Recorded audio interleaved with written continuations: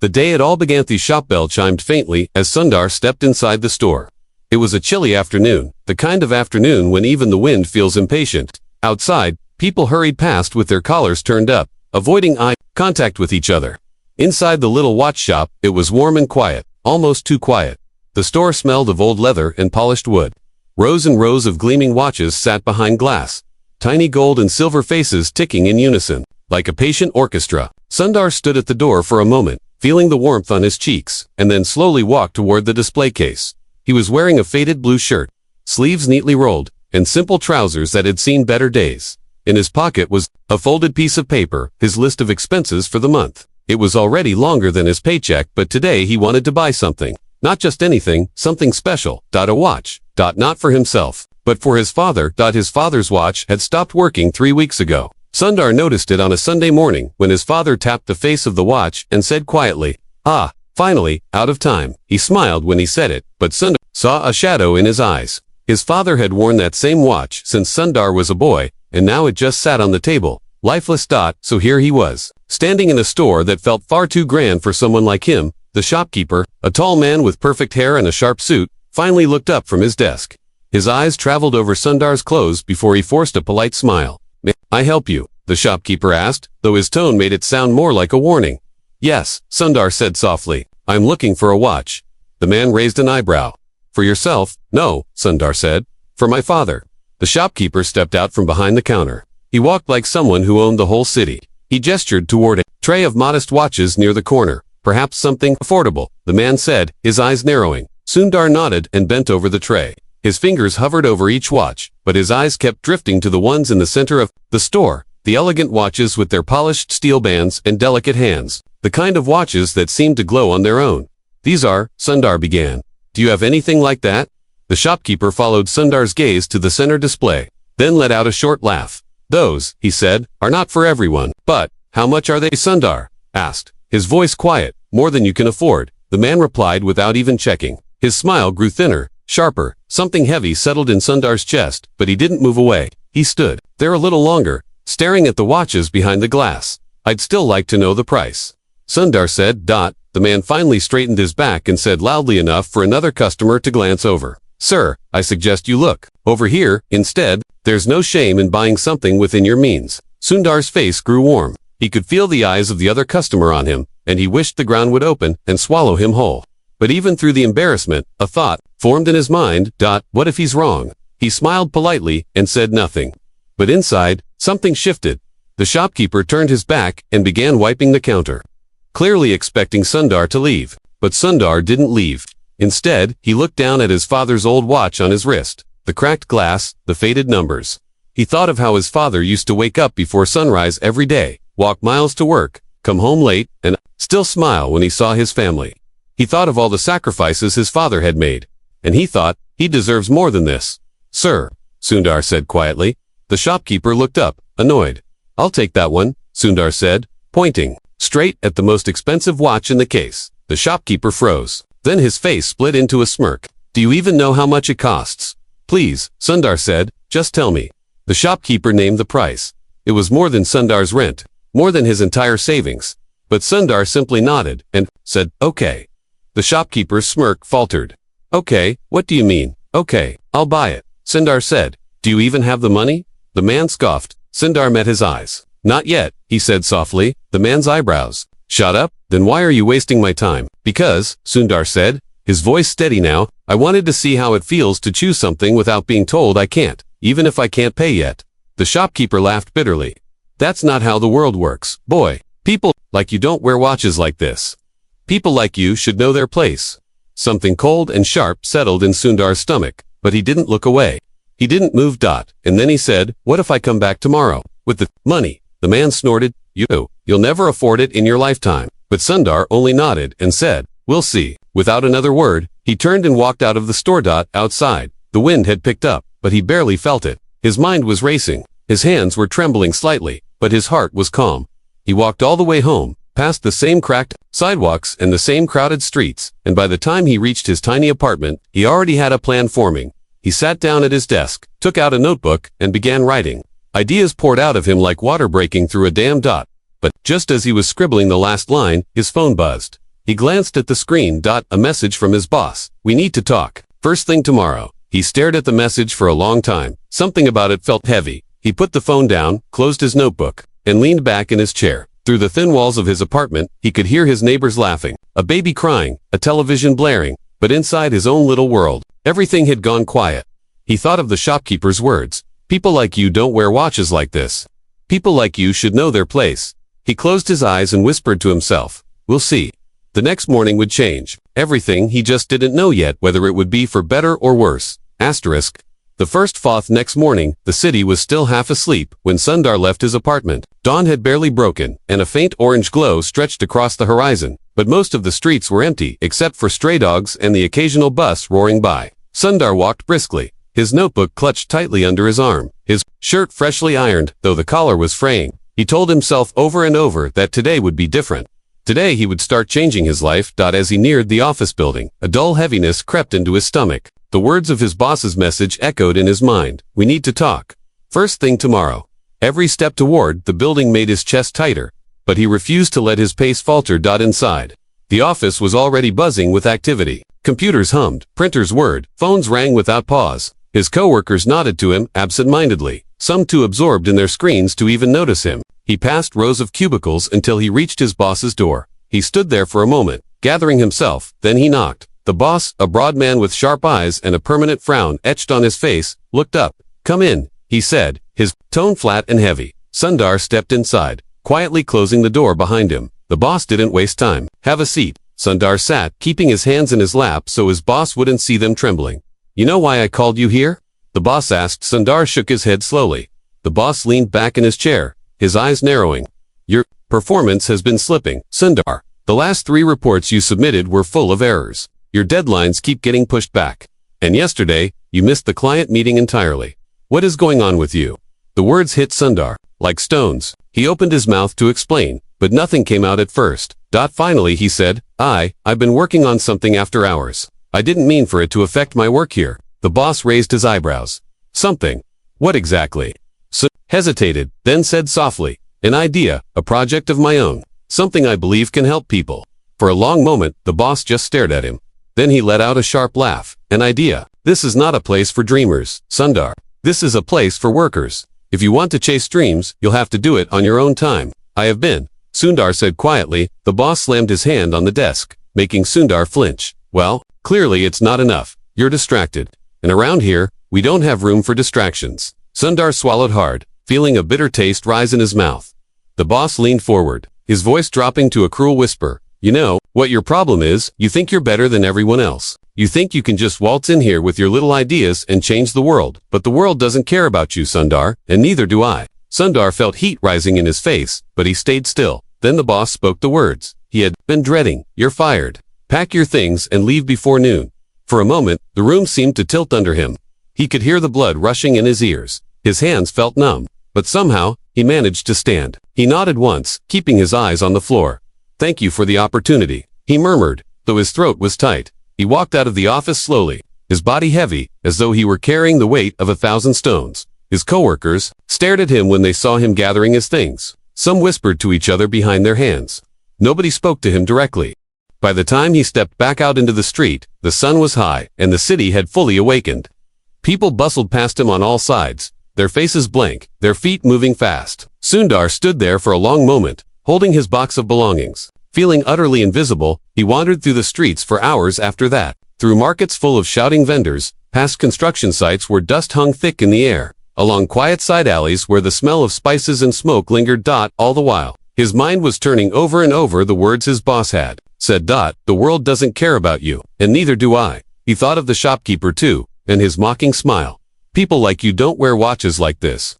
People like you should know their place. By the time the sun began to set, Sundar found himself back at his apartment, sitting at his desk with his notebook open in front of him. He stared at the page for a long time. Then he picked up his pen. He began to write. His hand moved quickly, as if the words had been waiting all day to spill out. He sketched diagrams, wrote down ideas, listed names of people he could call, resources he might find, ways to save money. Page after page filled up until the notebook grew heavy with ink. When he finally stopped, it was almost midnight.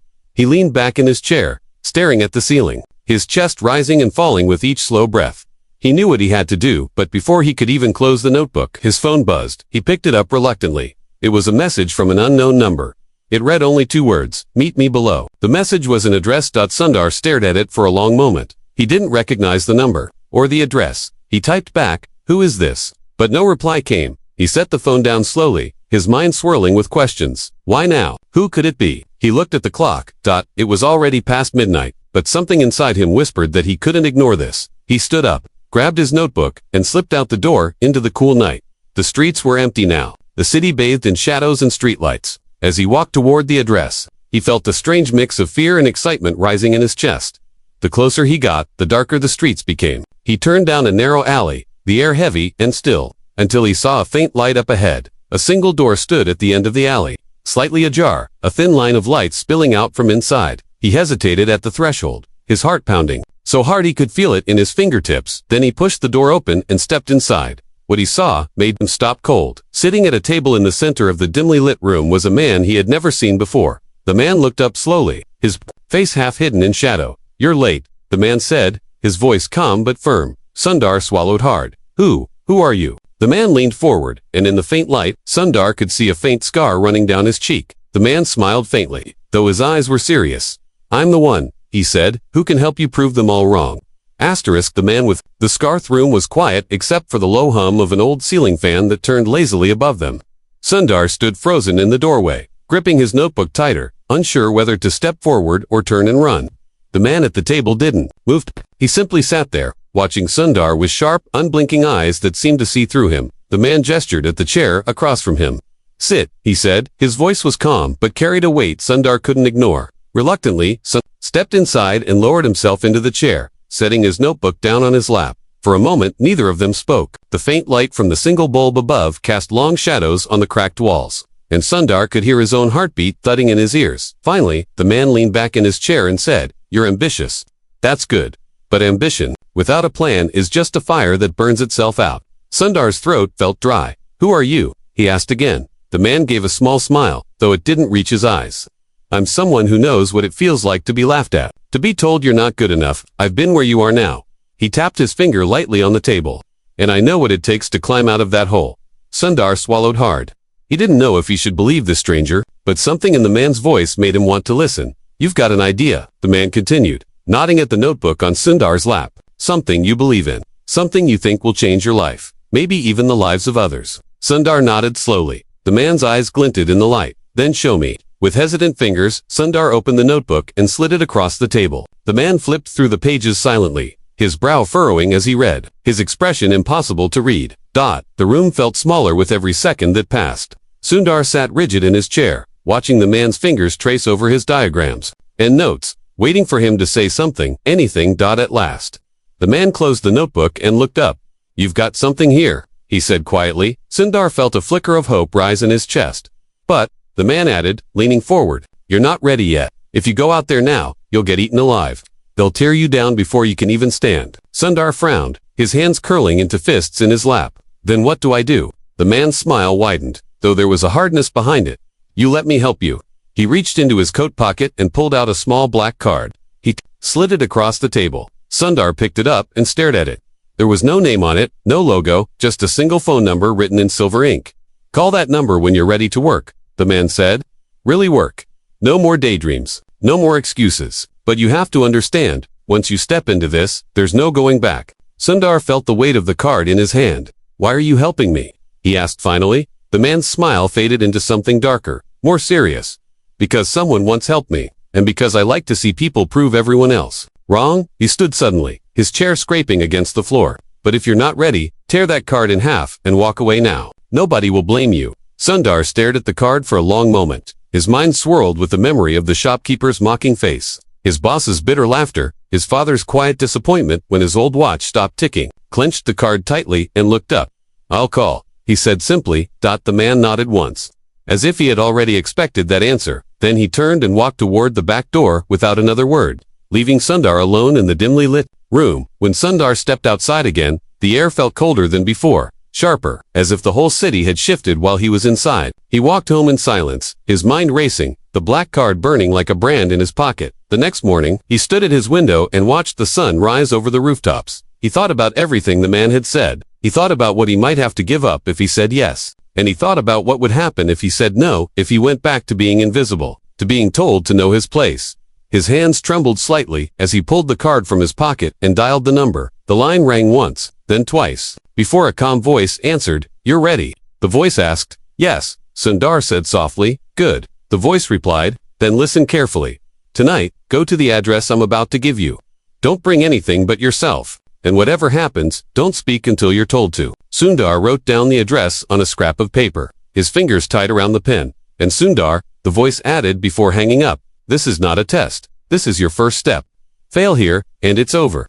The line went dead all day. Sundar felt as though the hours moved, both too fast and too slow. His stomach knotted every time he thought about what might be waiting for him at that address. Yet beneath the fear, there was something else, a quiet determination that no one, not even he, could fully explain. That night, the sky was thick with clouds, and the moon barely shone through. He followed the directions carefully, moving through darker and narrower streets than he had ever walked before. At last, he came to an old warehouse at the edge of the city, its windows covered in black paint, its door marked with nothing but a faint chalk symbol. He paused at the threshold, his breath visible in the cold air. Then he pushed the door open and stepped inside. The warehouse was dimly lit by a few hanging bulbs, their light casting long, strange shadows on the walls. In the center of the room stood a group of people, all dressed in dark clothes, their faces unreadable. The man with the scar was there too, standing at the head of the group. He raised a hand and the others fell silent. "You came," the man said, his voice echoing in the empty space. Sundar nodded, though his chest felt tight. "Good," the man continued, "but this is where talk ends. Here, we see what you're really made of." He stepped aside, revealing a table behind him. On it lay 3 objects, a key, a folded piece of paper, and a sealed envelope. "Choose," the man said simply, "but choose carefully. One opens the door you're looking for. Another closes it forever. And the third, well, the third is for those who don't belong here." Sundar's eyes darted between the 3 objects. The silence in the room was suffocating, the weight of every gaze pressing down on him. His hand hovered first over the key, then the paper, then the envelope. He could feel his pulse in his fingertips, his breath catching in his throat. He thought of his father, of the shopkeeper, of his boss, of the man with the scar, asterisk. And then, slowly, he reached out his hand and just as his fingers touched one of the objects, the lights in the warehouse went out, plunging everything into darkness. He froze, hearing only the sound of footsteps around him, quick and sharp, and the man's voice cutting through the blackness. "Too late, asterisk the darkness tests." Darkness was complete. Sundar stood still, his breath shallow, feeling the icy air settle against his skin. He could no longer see the table, the objects, or the man with the scar. Around him, the footsteps quickened, moving like a circle of invisible predators closing in. The sound of their shoes on the concrete floor echoed off the walls, faster and faster, until it felt like they were all inside his head. He kept his hand extended over the table, but now he couldn't even feel the edge of it. The sudden absence of light had made everything alien, disorienting. His heart pounded harder than ever before, and for a fleeting second he wondered if this was all a mistake. If maybe this was the end of the line for him, not the beginning. A voice, low and cold, pierced the dark. It was not the man's voice this time, but someone else's. It came from somewhere behind him. "You hesitated," the voice said. The footsteps stopped abruptly. The silence that followed was heavier than any sound could have been. Sundar swallowed hard and said nothing, remembering the warning, "Don't speak until you're told to." A faint breath of warm air brushed against his ear, and another voice whispered from the opposite side, softer but sharper somehow.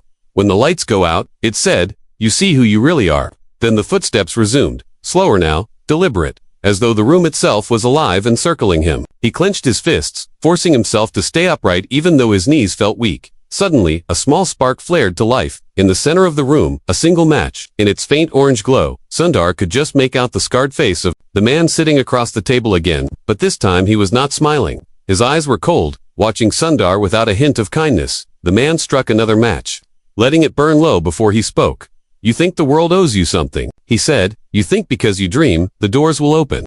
But doors don't open for dreamers. They open for those who kick them down." Sundar took a slow breath, his fingers still trembling from the darkness. The man leaned closer, the match's light flickering across his scar. "If you want to wear that watch," he said, his voice dropping lower, "you have to earn it. Not by paying money, not by begging, by proving you are worth more than they say you are." Then, in one sudden motion, the man blew out the match. Darkness again, this time when the footsteps resumed. They sounded farther away, like the circle was widening. A heavy door groaned open somewhere behind him, and a rush of cold air filled the room. The man's voice rang out one last time. Now from the doorway.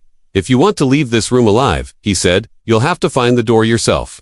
But you only have until the match burns out. A scraping sound followed a single match being struck, then dropped into Sundar's open palm. He stared at it, feeling the sulfur against his skin, feeling the fragile stick between his fingers. The door slammed shut, the footsteps stopped. All was silent again. Sundar crouched low, clutching the match, listening to the blood roaring in his ears. He understood now. They wanted to see what he would do if he would panic, waste the match too soon, or give up. He thought of his father. He thought of the shopkeeper's laughter, his boss's cold dismissal, the weight of being told over and over that he didn't belong in the places he wanted to be. He struck the match. A tiny flame bloomed in the darkness. Barely enough to light his feet. He moved quickly now, scanning the room. The flame sputtered, threatening to die, but he shielded it with his other hand, his eyes darting around for any sign of an exit. The walls stretched taller than he expected, and strange shapes loomed out of the shadows, stacks of crates, broken furniture, coils of rope. None of them looked like a way out. Then, in the far corner, he saw a thin line of light leaking through a narrow seam in the wall. He ran toward it, careful not to let the flame die. The air grew colder with every step, and the floor beneath him felt uneven, scattered with debris that made him stumble. Just as the match burned down to his fingertips, he reached the seam and pressed against it. The wall shifted slightly, revealing a door disguised as part of the warehouse. He slipped through the crack just as the flame went out completely, plunging him back into darkness. But this time, when his eyes adjusted, he saw something that made him stop in his tracks. He was no longer in a warehouse. He stood at the edge of a vast underground hall, its walls lined with hundreds of candles that flickered in silence. The air smelled of wax and earth. Rows of figures in dark robes stood perfectly still, their faces hidden, their heads bowed. In the center of the room was a long table, and at the head of it the man with the scar. He looked up and met Sundar's gaze, his expression unreadable. "You made it," he said softly. Sundar took a tentative step forward, but the man raised a hand, stopping him. "You have proven," the man continued, "that you can find the door when no one shows you the way. But this was only the first door." He gestured to the table. 3 new objects lay there now. A stone, a glass vial filled with dark liquid, and a small folded piece of cloth. The man's voice dropped lower, almost a whisper. "Choose again," he said. Sundar's chest tightened. He could feel the eyes of every figure in the hall fixed on him, waiting, measuring. He stepped closer to the table, his hand hovering over the 3 objects. Each seemed to hum faintly in the silence, as though each carried its own story, its own weight. He hesitated, and then the man spoke again, this time with a faint smile curling at the corner of his mouth. "But be warned," he said, his voice dark and steady. "One of these choices will cost you everything." The weight of choice. Sundar stood before the table, his fingers trembling slightly as they hovered over the 3 strange objects. The stone was smooth and dark, almost black, its surface polished so perfectly it reflected the faint candlelight of the hall. The glass vial was small, sealed with a wax stopper, and inside it a dark liquid swirled slowly, catching the light in unsettling ways. The folded piece of cloth was thin, frayed at the edges, yet it somehow seemed to glow faintly, as though it held something alive within its threads. The silence around him was absolute, yet heavy, the kind of silence that pressed into your chest and made you aware of every heartbeat, every shallow breath. Sundar could feel the eyes of the robed figures all fixed on him, unblinking, as if his every movement was being judged. The man with the scar watched him too, his sharp gaze following Sundar's hands as they hovered indecisively. He swallowed hard, his mind racing. Each object seemed to pull at him in a different way. The stone felt solid, dependable, as though it promised strength and stability, the kind of strength he wished he'd had all those years when he felt invisible. The vial, on the other hand, seemed alive, dangerous, like it held secrets he wasn't sure he wanted to know.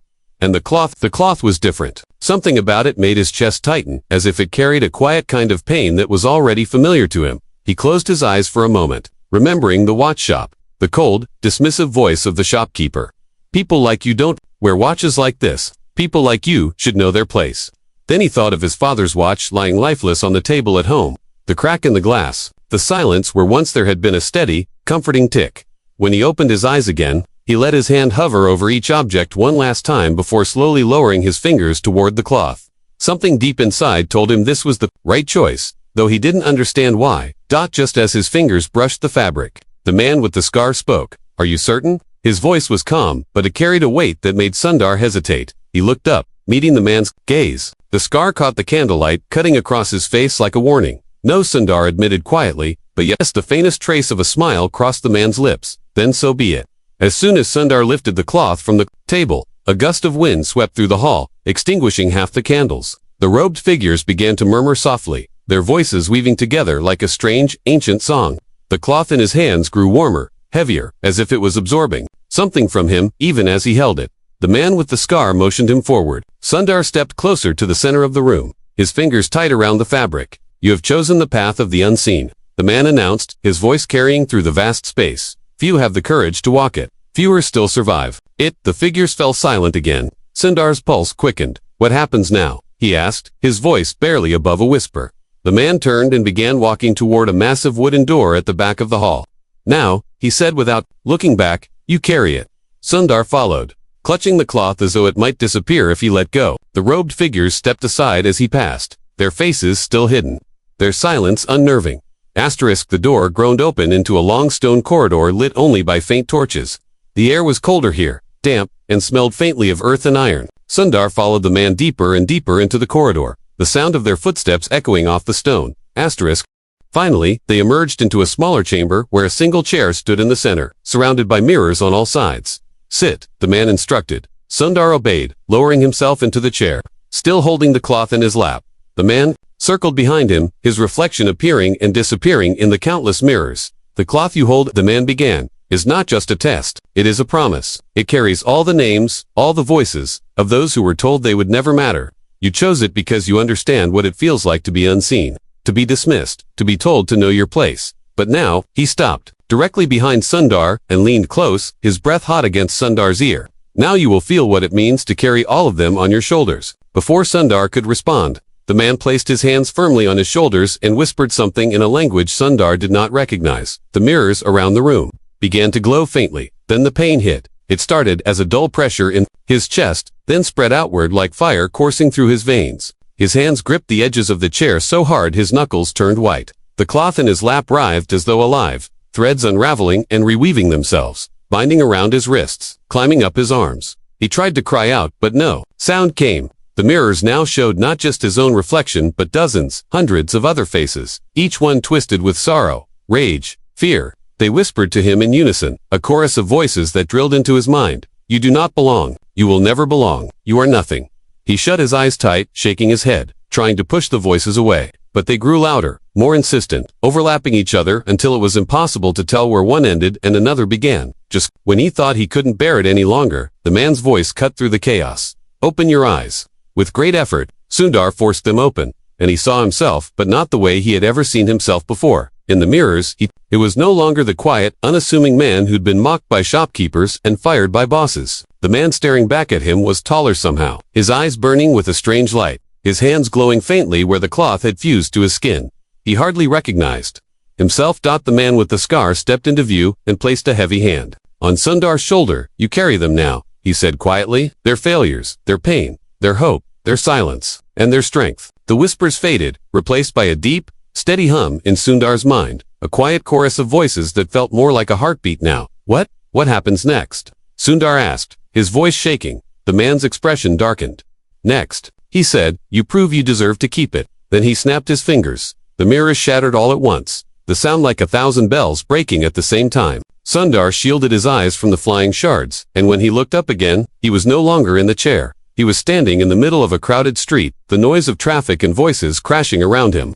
The cloth was gone from his hands, but its warmth still pulsed faintly under his skin. He spun around, trying to find the man, but he was nowhere in sight. Then a hand grabbed his shoulder from behind. He turned and froze. It was the shopkeeper, but something was wrong. The shopkeeper's eyes glowed faintly, the same strange light that now burned faintly in Sundar's own. He leaned in close, his voice barely a whisper. You shouldn't have chosen the cloth, he said, and then he smiled, a sharp, cruel smile, and added, now you'll have to face what comes with it. The watched street around Sundar was alive with motion, yet it no longer felt like the world he knew. Cars rushed by but made no sound, their lights glowing faintly blue.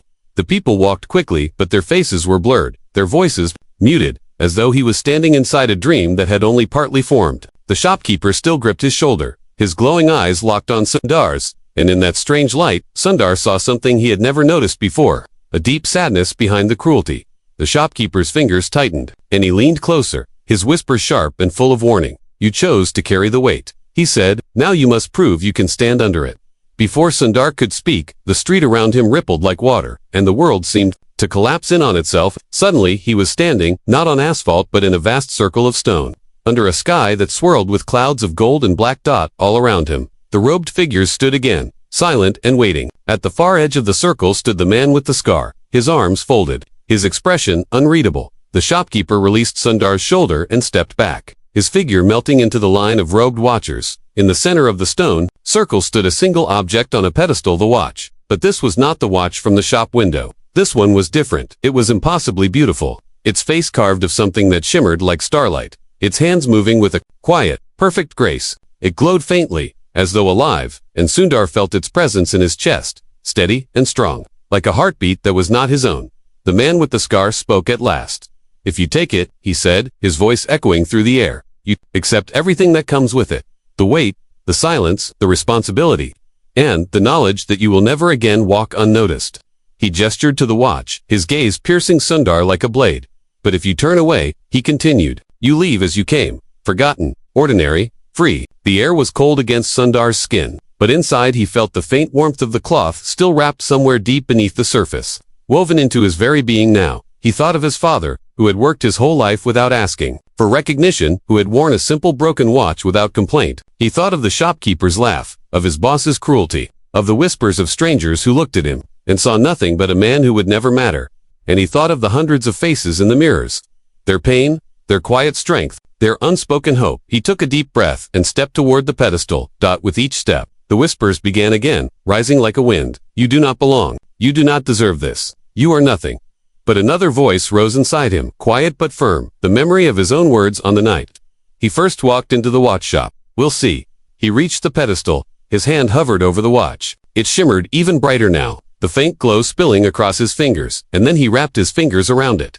The light flared, blinding him, and for a moment he felt as though the weight of the entire world pressed down on his shoulders. Every failure, every cruel word, every silent doubt roared through him all at once. But he did not let go. He stood there, his knuckles white, his chest rising and falling in ragged breaths, until finally the light faded. And when it did, the stone circle was gone. He stood again in the quiet watch shop, the air warm, the faint smell of leather and wood returning. The watch was still in his hand. The shopkeeper stood before him, his eyes no longer glowing, just tired and human now. He stared at Sundar with something like respect in his gaze. "You carried it," he said simply. "You did not break." Sundar looked down at the watch. It no longer shimmered like starlight. It was just a watch now, modest, simple, but beautiful all the same. He looked back up. "How much is it?" he asked softly. The shopkeeper shook his head. "You already paid," he replied. The man with the scar stepped out from behind a display case, though Sundar couldn't remember seeing him enter. His expression was still unreadable, but this time his voice carried a faint note of approval. "The watch is not a prize," he said. "It is a reminder. Every second it counts is a second you carry those who came before you. Every tick is a promise to those who will come after." He nodded at Sundar. "Wear it well." And then the shopkeeper and the scarred man both turned and walked away, fading into the shadows of the shop until Sundar stood alone. He fastened the watch on his wrist. It felt heavy and light at the same time. As he stepped outside, the city was alive again, people laughing, children running past, the smell of food in the air. But something was different. People glanced at him now, not with pity or mockery, but with a quiet kind of curiosity, as though they sensed something in him they couldn't quite name. Sundar walked home slowly, the weight of the watch steady on his wrist, the faint hum of the voices still present, but softer now, almost comforting. When he reached his father's house, he paused outside the door, feeling the faint warmth of the watches tick against his skin. He stepped inside and found his father sitting quietly at the table, his old broken watch lying where it always did. Sundar sat across from him, unfastened the new watch from his wrist, and placed it gently in his father's hands. "For you," he said. His father stared at it, then at Sundar, and for a long moment neither of them spoke. Then his father smiled, a quiet, tired, but deeply proud smile, and fastened the watch to his own wrist. The tick of it filled the silence between them, steady and certain.